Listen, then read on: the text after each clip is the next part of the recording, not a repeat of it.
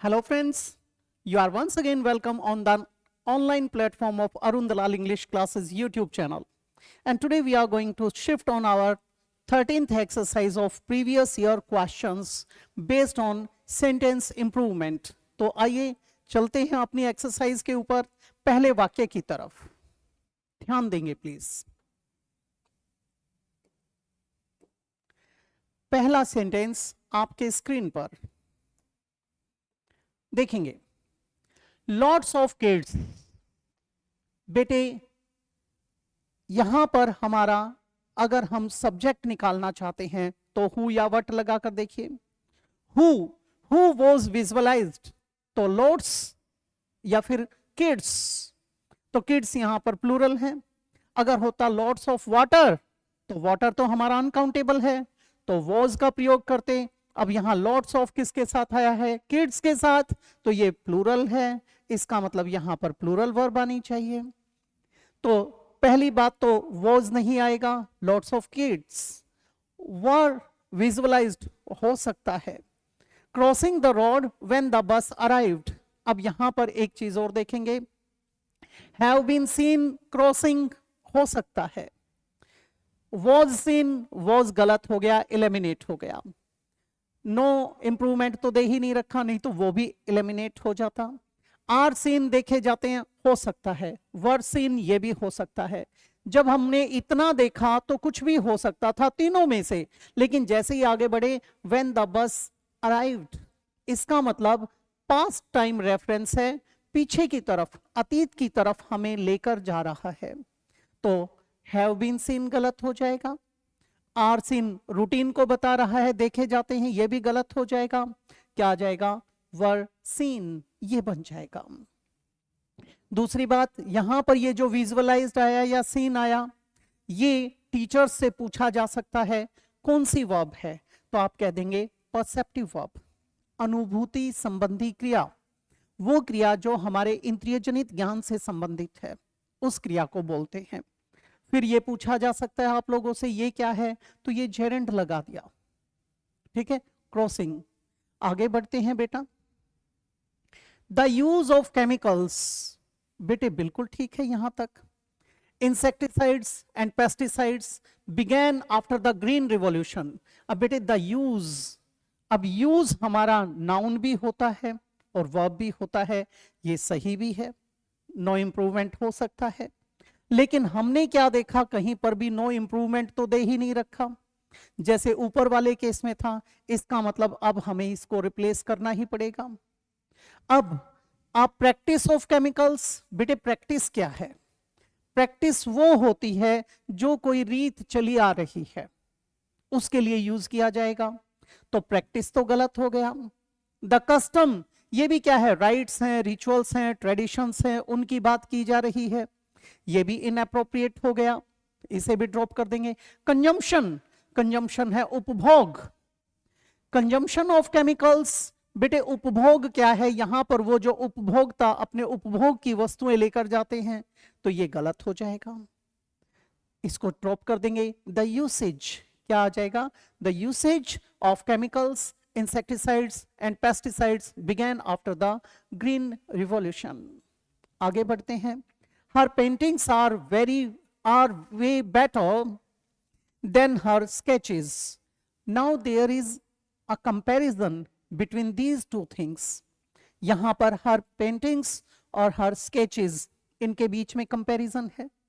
Comparison तीन तरीके से दिखाया जाता है, एक होता है as is, एक होता है so as, एक होता है कंपैरेटिव डिग्री के साथ then लगाकर, एक चौथा भी होता है जो शब्दों को यूज करके किया जाता है।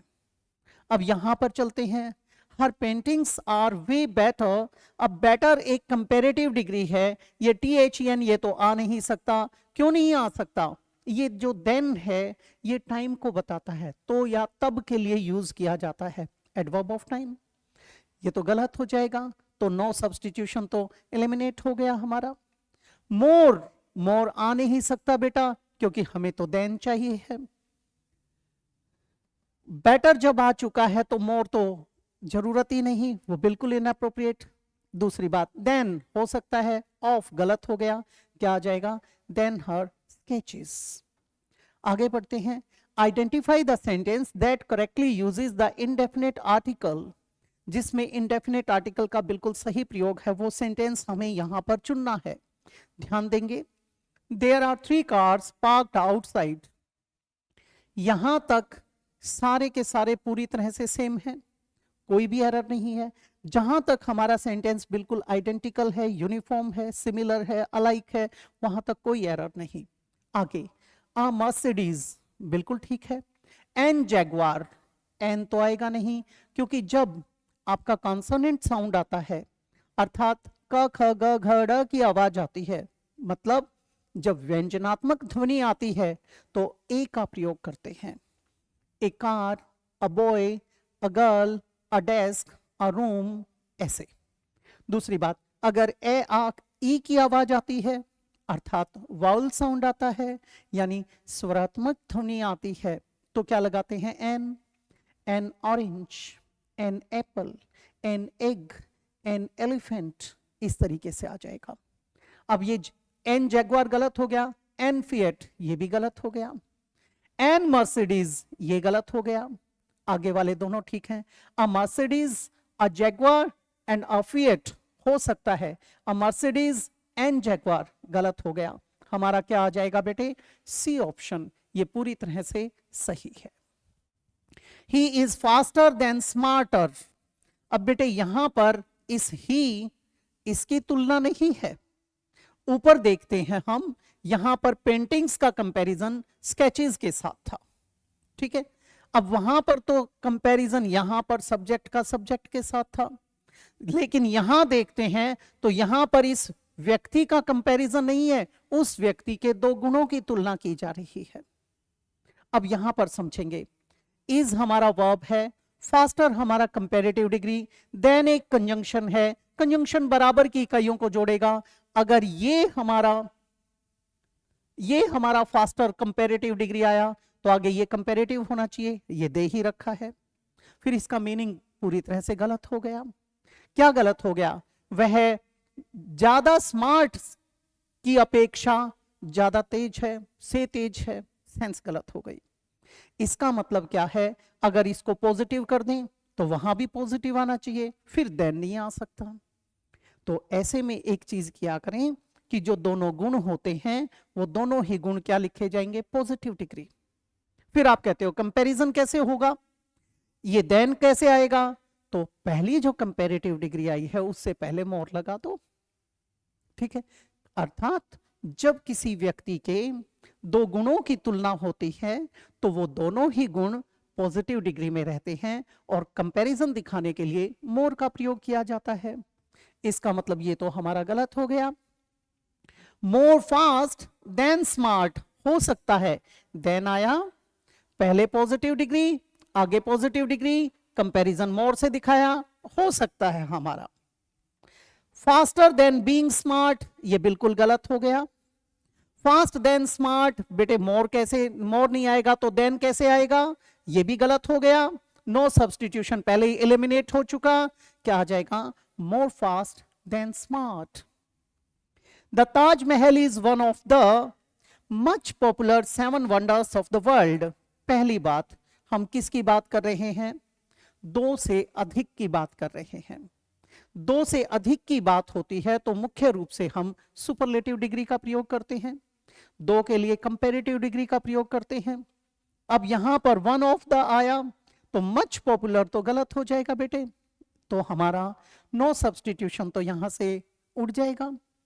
अब मच मोर लगाएंगे तो उसके बाद देन आना चाहिए, कंपैरिजन शो करेंगे तो ये भी एलिमिनेट हो गया। मोर पॉपुलर, ये भी वही बात आई, गलत हो गया। क्या आ जाएगा? Most, the most popular 7 wonders of the world. She trusted her husband but he stabbed her in the neck when he used her inheritance. अब एक चीज देखेंगे, शी ट्रस्टेड हर हस्बैंड, वो अपने हस्बैंड पे भरोसा करती थी, विश्वास करती थी, बट ही स्टैब्ड हर, लेकिन उसने छुरा घोंप दिया। इन हर नेक, गर्दन में। अब बेटे आपका जो इडियम होता है वो होता है पीठ में छुरा घोंपना, ना कि गर्दन में छुरा घोंपना। ये गलत हो गया। इसका मतलब यहां पर नेक तो आएगा नहीं। अब यहां पर इन द बैक, बीईसी के क्या होता है, स्ट्रीम, जो पानी की धारा होती है, ब्रुक होती है, उसे हम क्या कहते हैं, उसे हम कहते हैं बैक। इससे एक इडियम बनता है at one's beck and call, यानी एट वंस सर्विस, अर्थात अंडर वंस एब्सोल्यूट कंट्रोल, मतलब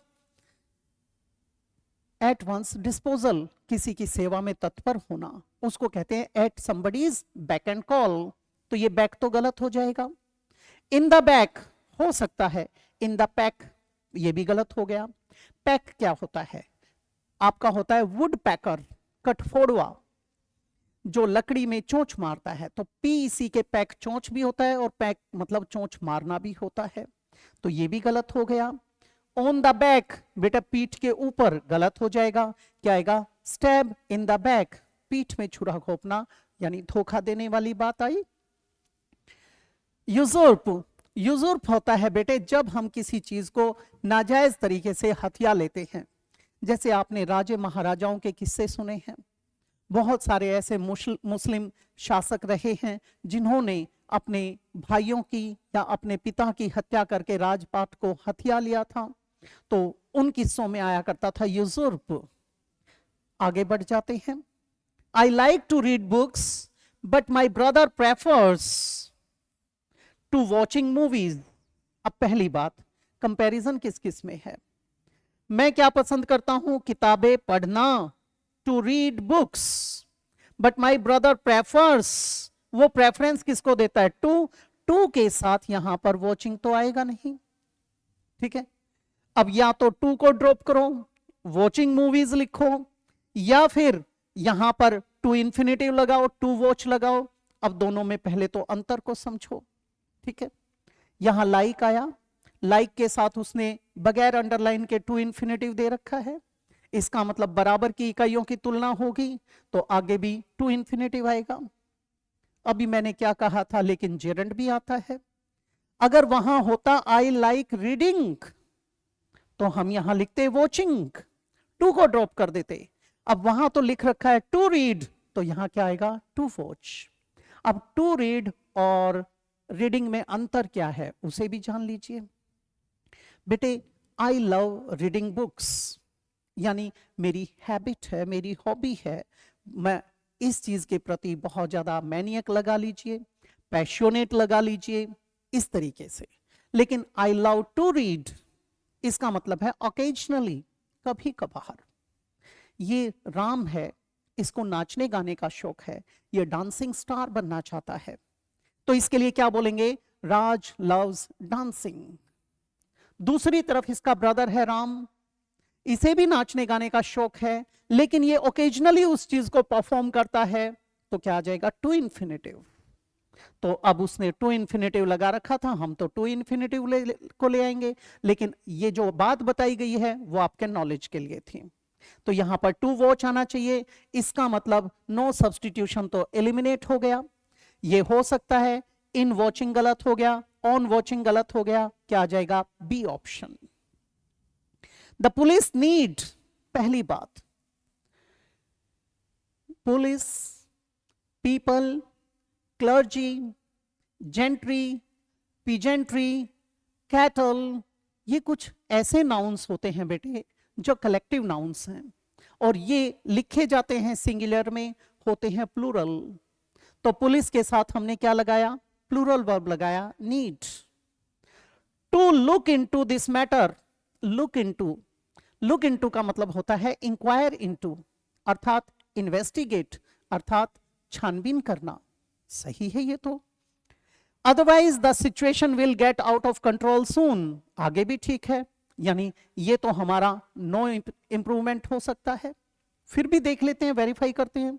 look after, look after eliminate हो जाएगा, ये होता है देखभाल करना, to take care of somebody, किसी का ख्याल रखना। She looks after her adopted children very well, वो अपने गोद लिए हुए बच्चों की बड़ी अच्छी देखभाल करती है, क्या था, लुक आफ्टर। लुक अप, ये भी एलिमिनेट हो जाएगा, इसके दो मीनिंग्स हैं। जब आप किसी शब्दकोश में कोई शब्द ढूंढना चाहते हो तो वहां बोला जाता है look up this word in the dictionary. शब्दकोश में इस शब्द के अर्थ को देख लीजिए, वहां क्या लगाते हैं, लुक अप। दूसरी बात, prices are looking up these days, आजकल कीमतें बढ़ रही हैं, यानी हाइकिंग, इंक्रीजिंग, सोरिंग, उसके लिए क्या होता है, लुक अप। ये भी गया। लुक एट, ये भी एलिमिनेट हो जाएगा।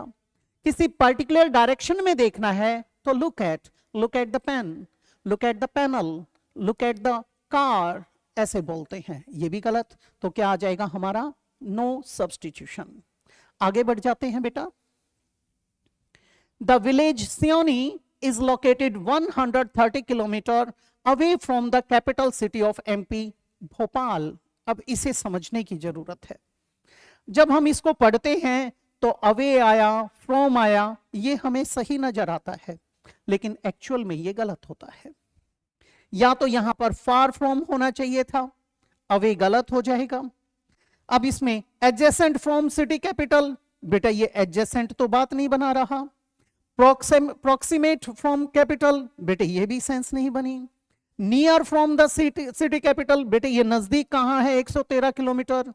Far from the capital city, क्या आ जाएगा, डी ऑप्शन।